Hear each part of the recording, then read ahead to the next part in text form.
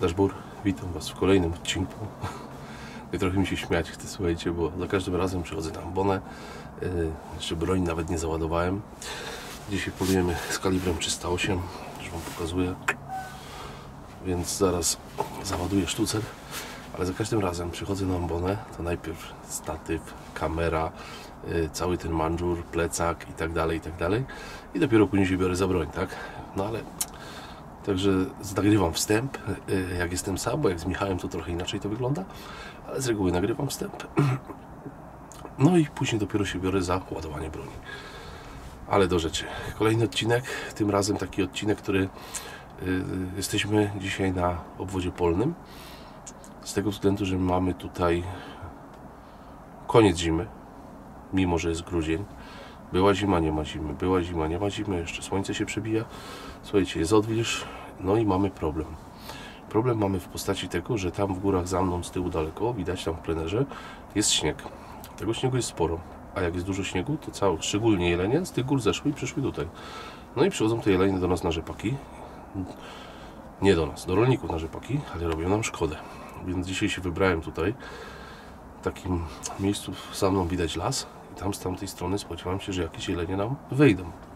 Więc przychodzą, zgryzają rzepak. Cena rzepaku prognozowana, moi drodzy, od razu Wam mówię, prognozowana cena rzepaku z jakby takiego wiarygodnego źródła, to na wiosnę to jest 4000.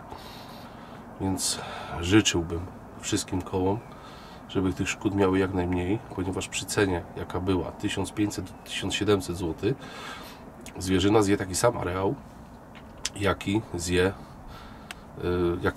zjadła rok temu czy 2 lata temu, a przy cenie 4000, no to wystarczy to przemnożyć razy 2,5 i Wam wtedy wyjdzie odpowiednia kwota za rzepaki, bo pszenica, prognozowana cena 1200, nie 600-700, tylko 1100-1200 zł. No więc ciężko to widzę. Ja to tak jestem osobą, która patrzy bardzo mocno do przodu. Nie patrzę na to, co jest teraz w tej chwili. Nie stosuję powiedzenia, jakoś to będzie, tylko tak próbuję realnie na to spojrzeć i to, co widzę, to, co nas czeka przez najbliższy rok, 2 lata, wywołane inflacją, wywołane pandemią, po ceny dziczyzny nie pójdą. Słuchajcie, dzik nie będzie nagle kosztował 12-13 zł, jeleń nie będzie kosztował 18-20, to trzeba zapomnieć o tym. Nie ma takiej możliwości.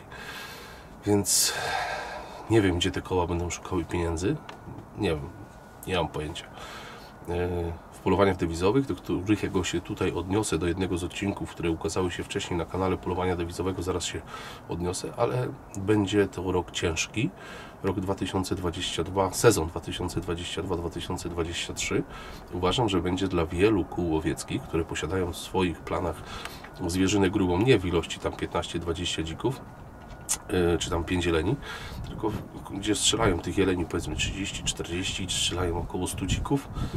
Ten rok będzie rokiem sezon, w zasadzie w sezon, nie rok. Uważam, że będzie bardzo, bardzo trudny. No zobaczymy, jak to będzie wyglądać. Nie chcę być też takim czarnowidzem, tak? Nie widzę tego w takich mega... Nie chciałbym, żeby się te moje przemyślenia tutaj sprawdziły, ale nie widzę tego zbyt kolorowo. Myślę, że wiele kół będzie stało nad przepaścią. Powiem otwarcie, wiele kół nie będzie chciało wydzierżawiać obwodów, bo ich nie będzie na to stać. Składki w kołach są jakie są. Słyszę już tam, że jedno koło takie, które płaci holendarne odszkodowania w setkach tysięcy złotych. Słuchajcie, miało składkę do tej pory 10 zł. Uwaga, podnieśli na 20. No i powiem Wam, że takie koła nie przetrwają, nie mają najmniejszych szans. Cena zbóż dobije koła totalnie, tak? Kukurydza mokra 2 lata temu kupowałem osobiście, mokrą, taką z pola prosto, płaciłem chyba 300 zł za tonę. W tej chwili, wiecie jaka jest cena mokrej? Możecie sobie sprawdzić w internecie. Jak na dzień, kiedy nagrywam ten odcinek, cena mokrej jest 780 zł. Przy wydajności tylko skromnej 10 ton z hektara, to jest skromna wydajność mokrej kukurydzy, tak? To jest 7800 za zniszczony hektar pola.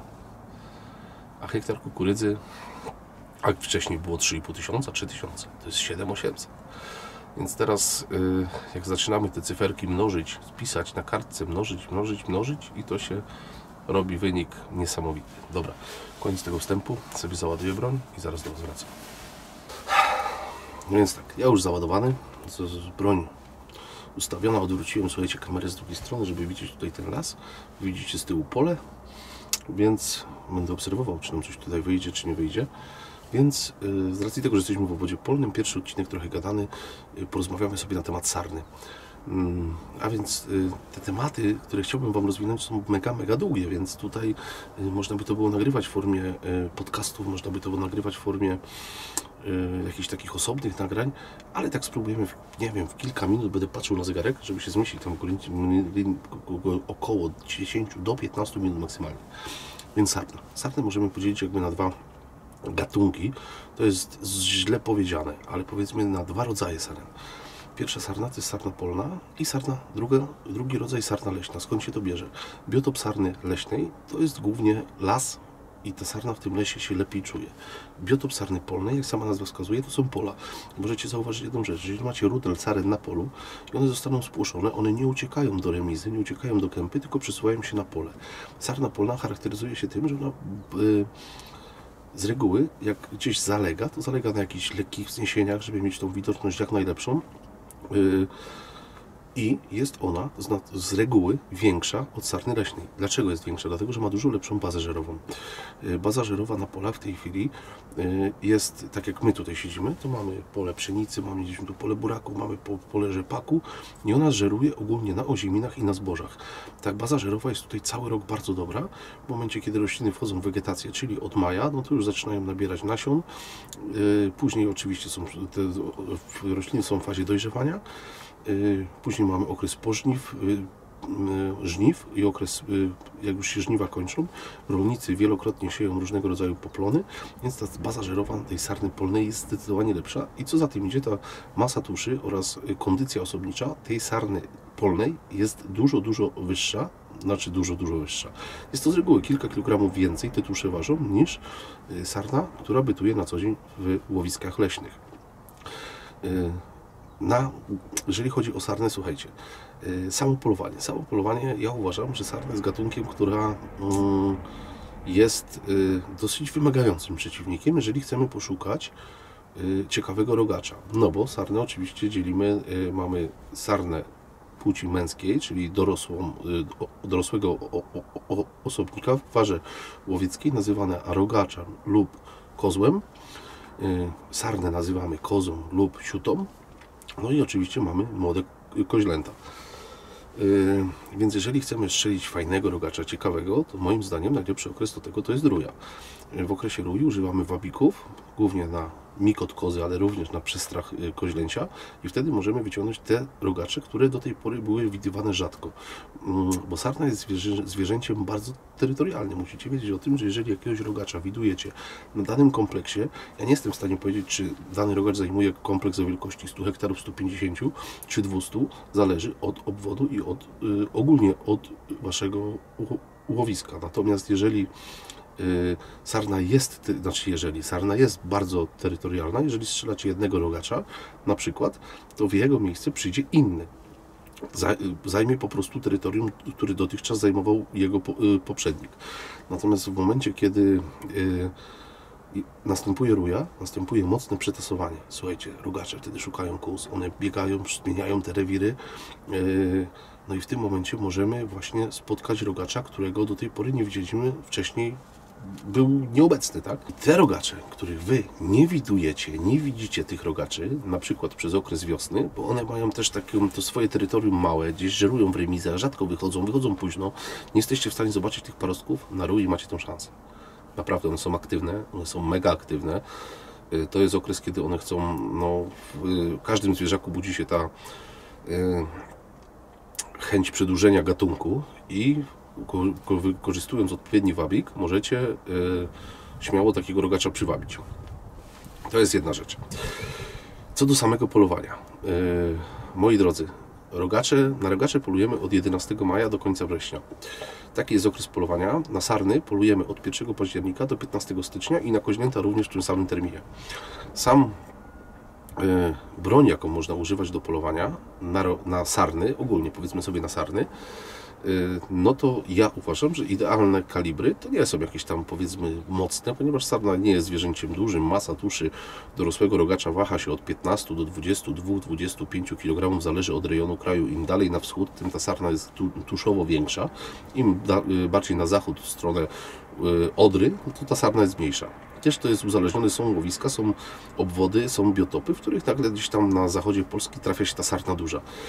U mojego brata w kole jest taki ewenement, że tam jest jakby dwa rodzaje sarny są, słuchajcie. Można strzelić kozę, która waży 16-17 i nagle się trafia koza, która gdzieś na skupie waży 23-24 kg. To jest ewenementem. No ale też tak bywa. Więc sama broń, ja uważam, że jeżeli chodzi o kaliber, powinna to być... Ja poluję z kalibru 223 Remington, natomiast uważam, że jest to kaliber odpowiedni na sarnę, ale tylko i wyłącznie do wielkości sarny. Jak już bym miał jakiegoś większego dzika w trakcie polowania, spotkałbym w okresie sierpnia na przykład już, gdzie można polować na jelenie byki, no to jestem z automatu wykluczony. Prawo mi zabrania strzelać z tego kalibru do dzika przelatka, wycinka, odyńca. Zabrania mi strzelać do jeleni, więc myślę, że fajnym rozwiązaniem do polowania na sarnę jest kaliber 6,5, głównie z przewagą na sarnę, tak? 6,5, 243, 7,57 stary kaliber zapomniany, ale naprawdę fajny. Powiem Wam, że całkiem nieźle oczywiście spisuje się 308, później już wszystko co większe, 3006, 857, 300 Winchester Magnum, w ogóle wszystkie Magnumy to wykluczam do polowania na sarny, ponieważ musicie wiedzieć o tym, że tusza zwierzęcia nie jest rozbijana, moi drodzy, przez wielkość kalibru, tylko przez prędkość. To jest podstawowa rzecz. Wszystkie Magnumy są z reguły kalibrami szybkimi, więc w momencie, kiedy pocisk ma kontakt z tuszą, powoduje te uszkodzenia w tuszy i krwiaki bardzo, bardzo obszerne. Także powiem Wam, że ja uważam, że idealnym kalibrem do polowania na sarny jest kaliber z grupy 6,5, czy to będzie 6,5-55, 6,5-57, 6,5-65 to już tak słabo, 6,5-68S to też już taki kaliber typowo magnumowy. Natomiast bardzo fajnie się sprawdza kaliber 308, ale tutaj bym sugerował dobierać sobie amunicję twardszą, żeby ta bardziej amunicja twarda, i tutaj takim przykładem może być RWS Evo, który jest dosyć twardy, Lapua Mega, która będzie z amunicją twardą, Sako Super Hammerhead będzie amunicją twardą. Te uszkodzenia będą zdecydowanie mniejsze.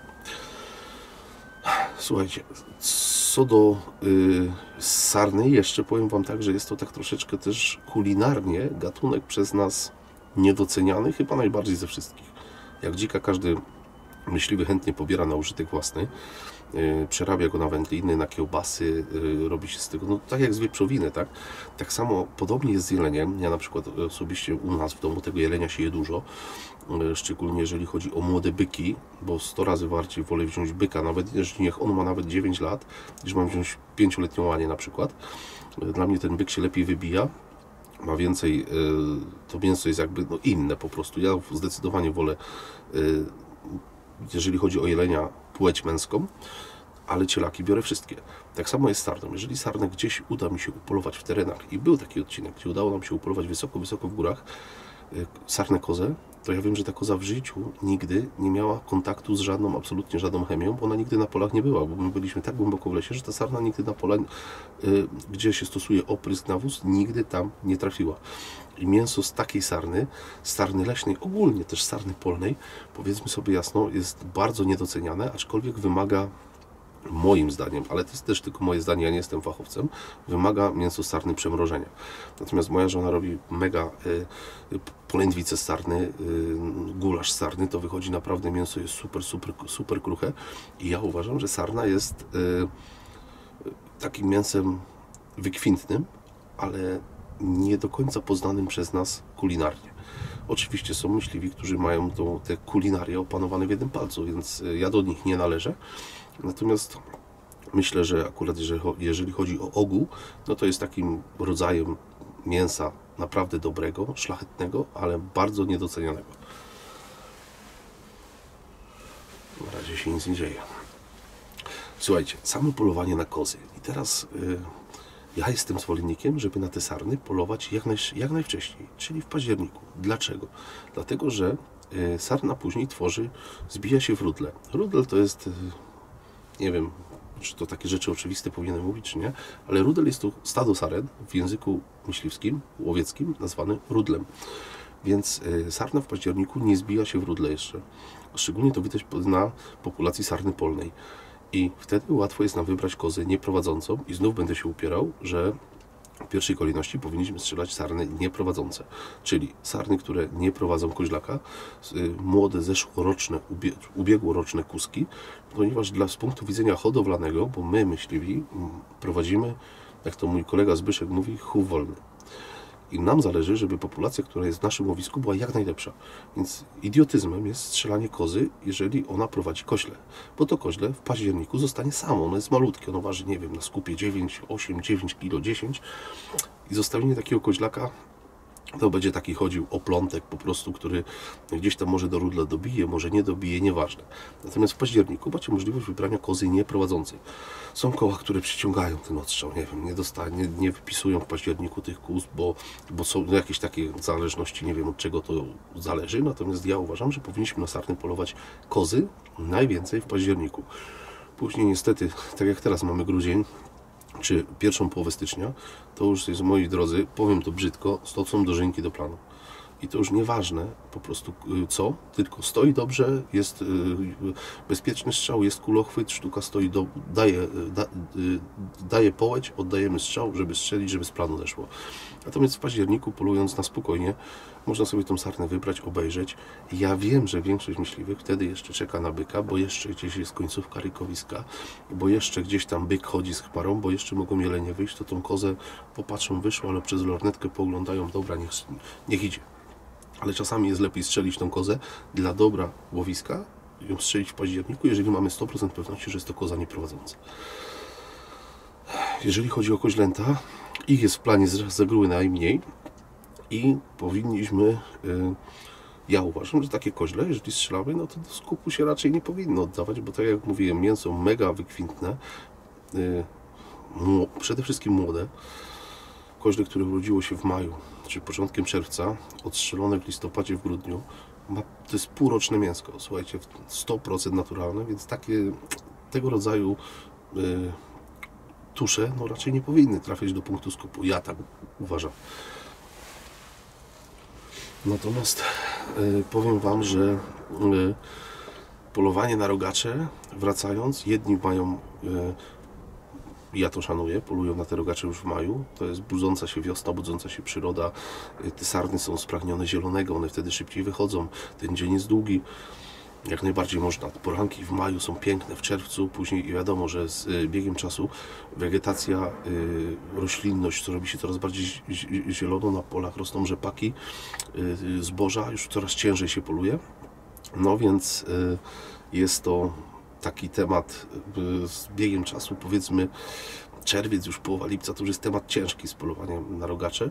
Natomiast jak przychodzi ruja, to już mamy początek żniw, już schodzą z pola jęczmienie, schodzą z pola rzepaki, czyli mamy te małe żniwa za sobą, zaczynają kosić pszenicę, bo najlepszy okres do polowania na rogacze to jest pierwszy tydzień sierpnia. I tutaj nie ma nawet dyskusji, że ktoś mi tam będzie tłumaczył, że on tam już wabi z mega sukcesem od połowy lipca. Uważam, że nie, bo sam na te rogacze uwielbiam polować długo i najlepszy okres to jest moim zdaniem od 2 do 10 sierpnia. To jest u mnie w łowisku, to jest numer 1, zdecydowanie. Także coś jeszcze mi przychodzi do głowy na temat tej sarny. Nie wiem, no tak co, pokrótce Wam opowiadałem. Chyba się zbliżamy już do mojego czasu, bo patrzę na zegarek, żeby ten odcinek nie wyszedł zbyt długi. Nie wiem, coś mi się przypomni, zaraz to jeszcze Wam coś powiem. Dopowiem. Już wiem, co chciałem powiedzieć. Moi drodzy, przy sarnie, sarna jest też jakby gatunkowo zwierzyną łowną o największej populacji w Polsce. Występuje w każdym łowisku i jest też narażona na najwięcej upadków. Ja jestem zwolennikiem tego, żeby każdy upadek, szczególnie komunikacyjny, był spisywany z planu. Dlatego, że nie wiem jak to u Was, ale u nas często sarna staje się też łatwym łupem, szczególnie jak spadnie więcej śniegu w okresie zimowym, dla wałęsających się psów. Problem psów to jest temat osobny odcinek, natomiast tutaj ja uważam, że prowadzenie takiej rzetelnej gospodarki wiąże się z tym, żeby odnotowywać każdą sztukę, zarówno strzeloną, co jest rzeczą oczywistą, jak i z upadków. Z upadków mam tu na myśli upadki komunikacyjne z samochodami, z pociągami, ale również te sztuki, które znajdujecie gdzieś idąc, po prostu jesteście na polowaniu, widzicie szczątki sarny, tak? No trzeba zrobić zdjęcie, trzeba zgłosić łowczemu, że tu jest upadek i powinno to być spisywane. Poniekąd ma to o tyle dobry takie zalety swoje, z tego względu, że w obwodach, w których macie inwentaryzację zrobioną w miarę rzetelnie, będziecie wiedzieli, ile Wam tej sarny z łowiska ubywa. Sarna, ja jestem też, już tam ci, co śledzą kanał, wiedzą, że ja jestem mega przeciwny temu, żeby liczyć tą zwierzynę. To nie ma najmniejszego sensu. To jest totalnie w ogóle bez sensu. My możemy szacować ilość zwierzyny, jaką mamy, natomiast nie możemy w inwentaryzacjach podawać dokładnej ilości, że tu na tym obwodzie jest 117 saren na przykład, tak? Ja się pytam, a czemu nie 133 albo 97, tylko 117 na przykład. Więc możemy szacować, że na tym obwodzie jest między 100 a 200. I tak to powinno wyglądać, tak samo z dzikami, z jeleniami, ze wszystkim. Natomiast dokładne liczenie jest po prostu bzdurą. Nie wiem, czy jest inny kraj na świecie, który liczy zwierzynę w lesie. Tak samo jak to takie słynne przysłowie, mój tata zawsze powtarza, że drzewa w lesie nikt jeszcze nie policzył. No i tak samo jest z dzikami w lesie, z jeleniami i tak dalej. Tak? Nie ma takiej możliwości, żeby to policzyć. Więc jeżeli ktoś ma inwentaryzację zrobioną w miarę dobrze i jest takim myśliwym zapalonym, łowczym zapalonym, który wie, że na przykład na tym obwodzie ma około 250 do 350 saren na przykład, no to prowadzenie takich rejestru upadków dokładnego, wiecie ile tych upadków macie, tak? Jeżeli macie upadków dużo, tak, no to znaczy, że tej sarny jest też sporo, więc możecie śmiało ten plan podnieść, tak, że im więcej odstrzelicie, więcej będziecie mieli w kasie koła, no to tych upadków będzie z automatu mniej. Więc sarna, tak jak Wam mówię, ona ma wrogów sporo i co ważne, chcecie mieć duże po głowie sarny, jakościowo fajne, dobre i tej sarny sporo, czyli będziecie mieli możliwość przebierania w rogaczach, strzelajcie lisy. To ja Wam to w kołach, których jest to pozyskanie lisa na bardzo wysokim poziomie, są bardzo wysokie stany sarny. I to u mnie tu na tym obwodzie widać. Słuchajcie, my na tym obwodzie strzelaliśmy po 100 lisów w sezonie. Populacja sarny wystrzeliła do góry w przeciągu 2-3 lat, tej sarny jest 3 razy więcej. Więc od razu Wam mówię, jeżeli chcecie mieć sarnę, musicie strzelać lisy. Lis dziesiątkuje sarnę w okresie wykotów, czyli u mnie koniec maja, początek czerwca, a jak nie wierzycie, a wiecie, gdzie lisy mają swoje nory, swoje kolonie mają, takie typowe, że ta nora jest taka odwiedzana, że tam liszka rzuca miod i tak dalej, albo są jakieś stare stogi, które są niezebrane i często lisy też tam się szczenią, to proponuję podjechać pod taki stóg właśnie końcem maja, początkiem czerwca i zobaczyć, ile jest takich o malutkich cewek. To możecie być w głębokim szoku. Ja jak pierwszy raz zobaczyłem, jak kiedyś podprowadzałem dewizowca z 10 lat temu albo z 12 i podszedłem pod taką skarpę, gdzie wiedziałem, gdzie są nory lisie, to był właśnie, oni przyjechali do nas około 15 maja. Jak zobaczyłem, że pod jedną norą lisią leży około chyba 25 takich cewek malutkich, to mi się oczy otworzyły i zobaczyłem dopiero, jak mocno lis wpływa na populację sarny. Więc chcecie mieć sarnę? Strzelajcie lisy. Dobra, to by było na tyle na temat tej sarny. Trochę żeśmy porozmawiali. Później możemy tam rozwijać, jeżeli będziecie chcieli. Temat selekcji. Ja uważam, że temat selekcji to już jeden taki odcinek się pojawił w sieci u Tadzia Milczewskiego, gdzie kolega Grzegorz, którego też tam spotkałem na strzelnicy parę razy, można powiedzieć, że z widzenia się znamy, bo ja trochę strzelałem sportowo, Grzesiek chyba dalej strzela, opowiadał, że jak to pięknie u nich w kole działa, że ta selekcja, że te rogacze są okazywane, że jest wysyłane zdjęcie i tak dalej. Ja się z tym zgadzam w 100%, tylko że wszyscy zapominają o dewizowcach, tak? Dewizowcach, którzy przyjeżdżają do nas i jadą co trzeba, tak? U mnie w kole jest w planie w jednym z kół, w którym poluję, jest w planie przykładowo 40 rogaczy, przyjeżdża 3 dewizowców, 3 dni strzelają 20 kozłów i weźcie sobie wyobraźcie, że wszystkie są dobre. Wszystkie są selekcyjne albo łowne, jak trzeba. Zostaje 20 rogaczy, które trzeba strzelić i my później chodzimy, nie trzech, myśli, chodzi 30 selekcjonerów czy 35, oglądają, przebierają, ten ma odnogę nie 3,5, tylko być może mieć 4 cm, a ten może mieć tyle, a słuchaj, ten może mieć wiek, a może mu brakować. I my tak przebieramy i możemy tych 20 strzelić w prochu.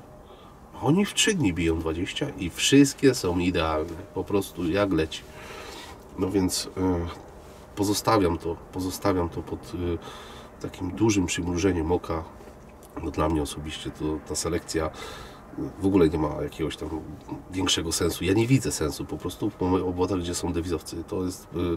Znam koła, które mają 100 rogaczy w planie, żeby ratować budżet koła. Sprzedają na 100 rogaczy, sprzedają 60 dewizowo.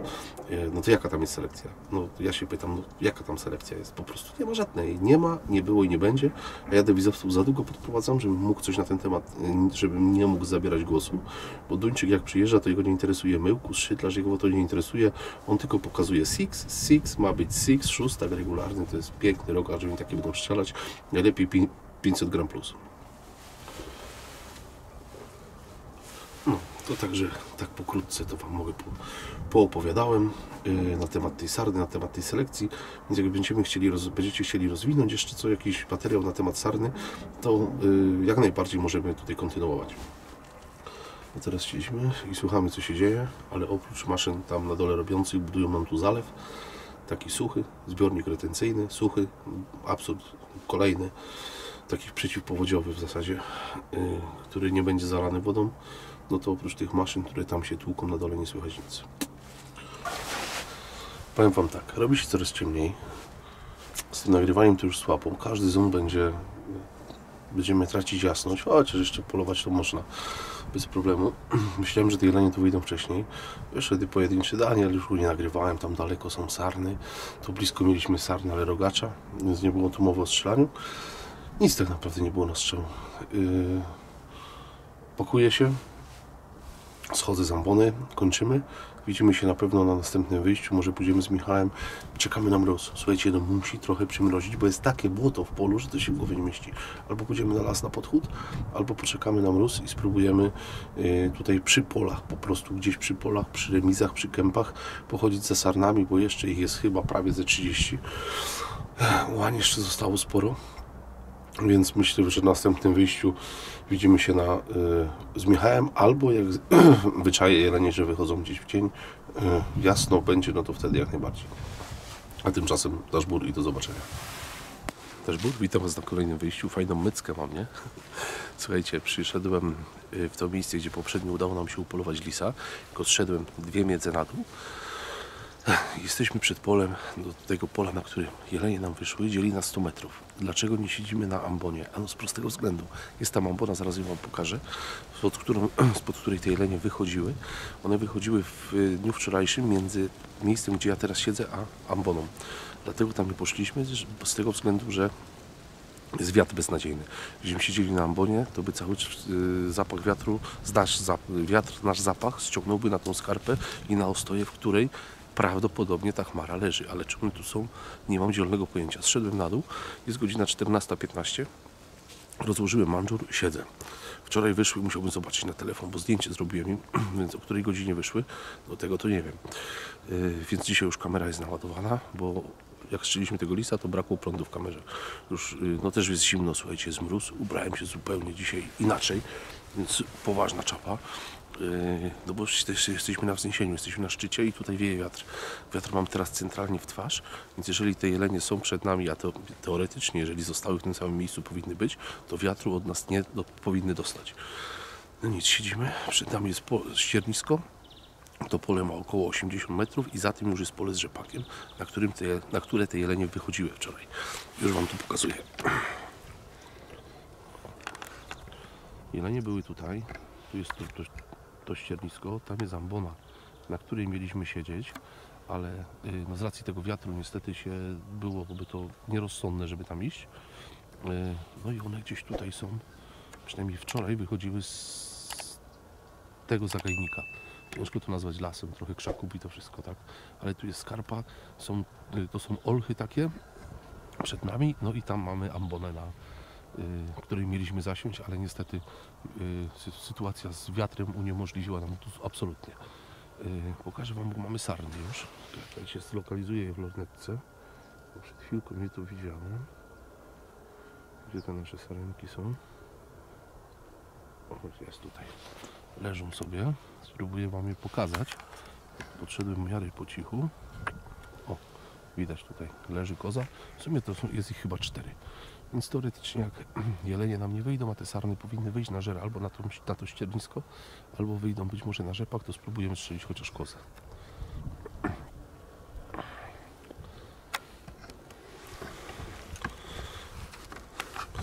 Także tak to wygląda w dniu dzisiejszym. Zobaczymy, co nam tu święty Hubert, ukułem się, co nam święty Hubert wystawi.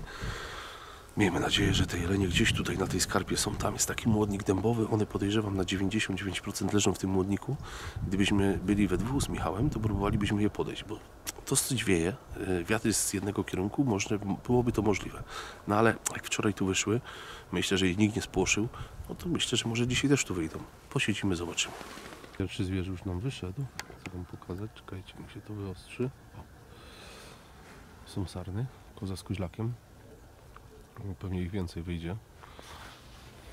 No, wychodzi następne. Nie, tutaj mamy kozę z koźlakiem. Się pogoniły. Pewnie gdzieś tam jeszcze jakieś sarny wyjdą. I do tych saren, moi drodzy, mamy... Już Wam mówię. Do tych saren mamy 270 metrów. Więc... o, jest następne sarna. Jakieś takie małe koźlątko.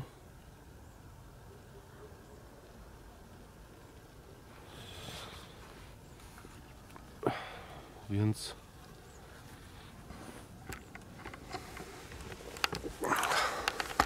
tak więc coś zaczęło się dziać, ale jeleni jeszcze nie ma. Patrzę na zegarek, teoretycznie gdzieś za jakieś 15 minut, jeżeli są regularne, tak jak wczoraj, to powinno się coś tu zacząć dziać. Ale jeszcze widocznie mamy czas. Są jelenie, słuchajcie. Jeszcze są daleko, bo są w opach, ale już je widzę. Ruszyły się z tej skarpy i powoli przesuwają się w tą stronę.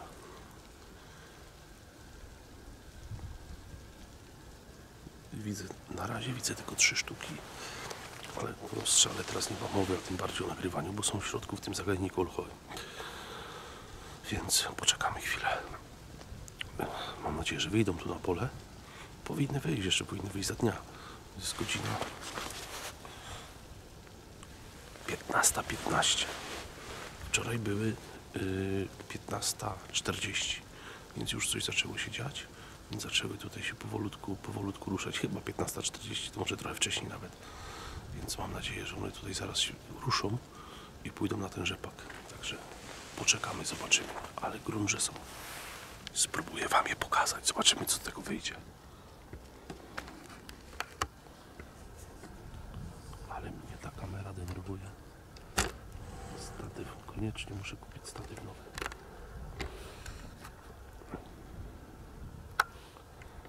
Czekajcie. Ja je tu namierzę w tym obiektywiku.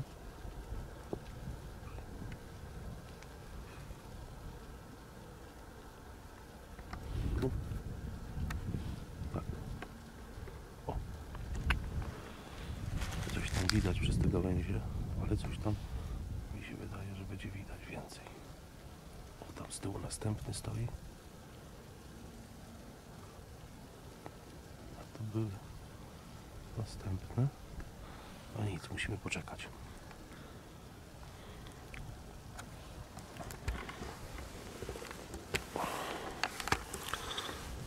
Co ruszę ten statyw, to wszystko krzywo jest.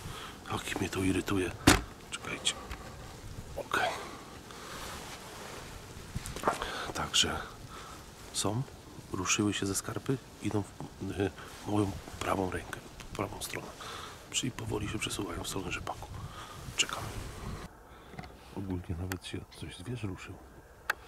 Mamy tu, jeszcze nam wyszedł rogarz. Szkoda, że nie kuska, bo pojedyncza, fajna, nieprowadząca, można byłoby strzelić. No ale jelenie są z tyłu dalej w tym orsie i nie chcą za bardzo się ruszyć. Żerują sobie tam w jednym miejscu, tam się troszeczkę przesuwają, prawo, lewo, ale wyjść, no, na razie się nie kwapią, ale mamy czas.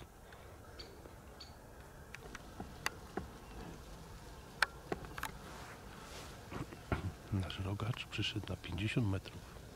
O, nie wiem, czy nie usłyszał. Powiem wam, że przyszedł tak bliziutko, a my siedzimy na plecaku. Na tle takiej tarniny. No i nas nie widzi. I sobie żaruje. A jelenie się przesuwają troszkę powoli w naszą stronę. Zaraz wam spróbuję pokazać. Jelenie są w tych olsie, ale idą jakby w naszą stronę, w stronę tego ścierniska. Żerują. Tam będzie. O, będziecie widzieć.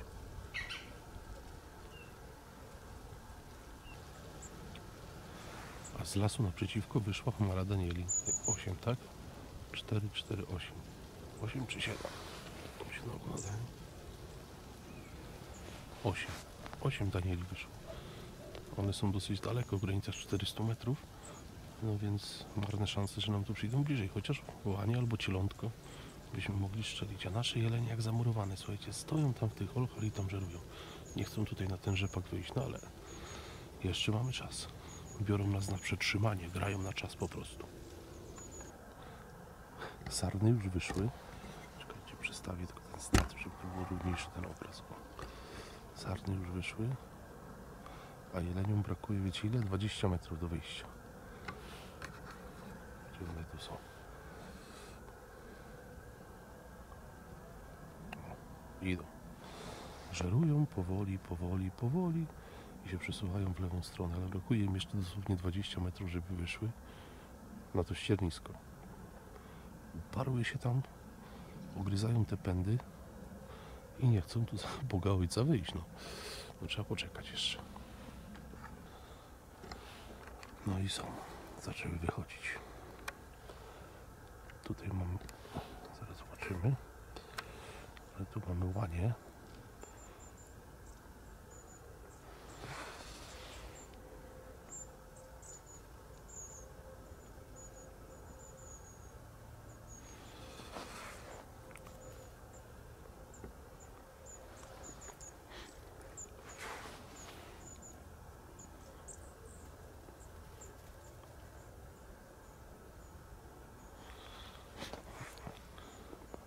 Tu mamy łanie, słuchajcie.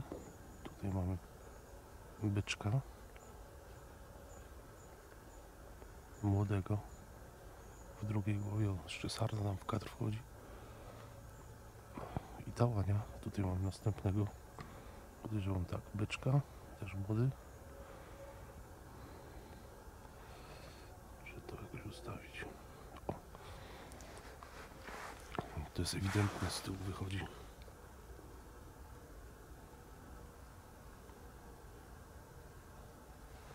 Te jelenie w ogóle doszły z boku, także to jest jakby łania i dwa byki, a tamta chmara, którą obserwujemy z tyłu, dalej tam z tyłu jest. O, widzicie? Tam sobie jest. Dobra, my się skupimy na tej łani. Łania nie jest na pewno licówką, ponieważ nie ma cielaka, będzie to łania nieprowadząca. Moim zdaniem jest to młoda łania w wieku 2-3 lat. Dystans do tej łani to jest 156 metrów. Spróbujemy tą łanię strzelić. Zobaczymy, co to wyjdzie z tego.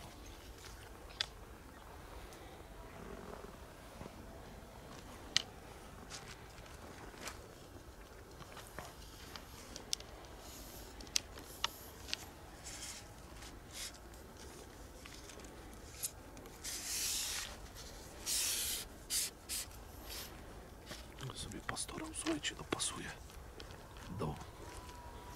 Będę strzelał z pozycji siedzącej, nie będę wstanął, żeby mnie nie zauważyły. Jak mnie zauważą, będzie po wszystkim. Skręcimy. Okej.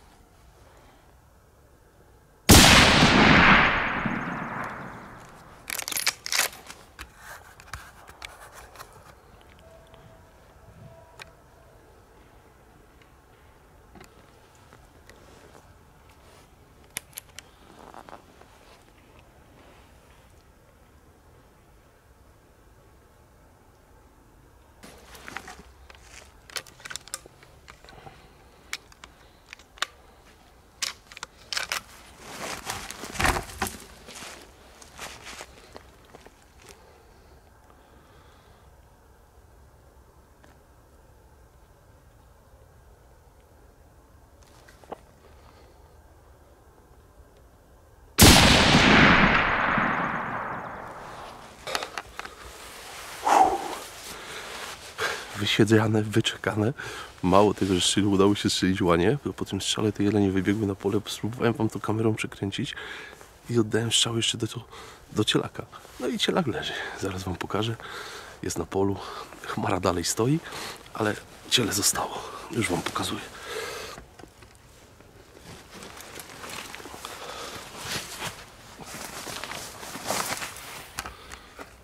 O, tam mamy chmarę. No już teraz się zbierają powoli. Już sobie pójdą, a tu mamy nasze ciele. Także cyk. Cielak jeszcze odbiegł kilka metrów i się położył. A łanie zaraz sprawdzimy. No moim zdaniem dostała. Czekajcie, wezmę tą kamerę, przekręcę jakoś po ludzku. O, moim zdaniem łania dostała, zrobiła woltę i poszła na dół. Także sprawdzimy. Pójdziemy, sprawdzimy. Czekajcie, bo tam coś jeszcze.